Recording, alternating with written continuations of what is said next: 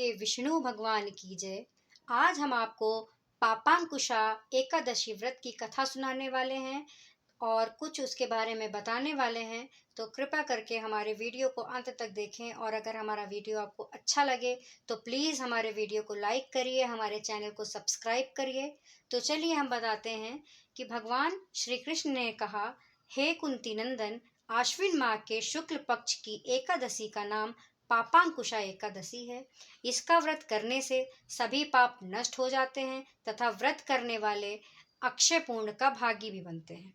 आश्विन शुक्ल एकादशी के दिन इच्छित फल की प्राप्ति के लिए भगवान विष्णु का पूजन करना चाहिए। इस पूजन के द्वारा मनुष्य को स्वर्ग लोक की प्राप्ति होती है। हे अर्जुन, जो मनुष्य कठिन तपस्याओं के द्वारा फल की प्राप्ति करते हैं वह फल इस एकादशी के दिन क्षीर सागर में शेषनाग पर शयन करने वाले भगवान विष्णु को नमस्कार कर देने से ही मिल जाता है और मनुष्य को यम के दुख नहीं भोगने पड़ते हैं।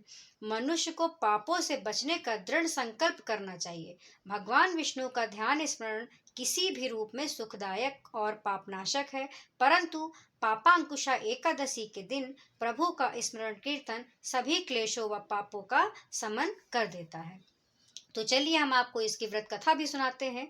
प्राचीन समय में विंध्य पर्वत पर क्रोधन नामक एक बहेलिया रहता था। वह बड़ा क्रूर था। उसका सारा जीवन हिंसा, लूटपाट, मद्यपान और गलत संगति पाप कर्मों में बीता। जब उसका अंतिम समय आया तब यमराज के दूत बहेलिया को लेने आए और यमदूत ने बहेलिये से कहा कि कल तुम्हारे जीवन का अंतिम दिन है, हम तुम्हें कल लेने आएंगे। यह बात सुनकर बहेलिया बहुत भयभीत हो गया और महर्षि अंगिरा के आश्रम में पहुंचा और महर्षि अंगिरा के चरणों पर गिरकर प्रार्थना करने लगा, हे ऋषिवर, मैंने जीवन भर पाप कर्म ही किए हैं। कृपा कर मुझे कोई ऐसा उपाय बताएं जिससे मेरे सारे पाप मिट जाएं और मोक्ष की प्राप्ति हो जाए। उसके निवेदन पर महर्षि अंगिरा ने उसे अश्विन शुक्ल की पापांकुशा एकादशी का विधि पूर्वक व्रत करने को कहा। तो महर्षि अंगिरा के कहे अनुसार उस बहेलिये ने यह व्रत किया और किए गए सारे पापों से छुटकारा पा लिया और इस व्रत पूजन के बल से भगवान की कृपा से वह विष्णु लोक को गया।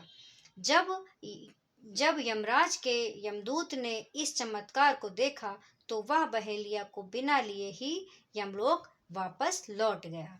बोलिए श्री हरि नारायण विष्णु भगवान की जय। ऐसे ही कथाएं सुनने के लिए आप हमारे चैनल को प्लीज़ सब्सक्राइब करिए। धन्यवाद।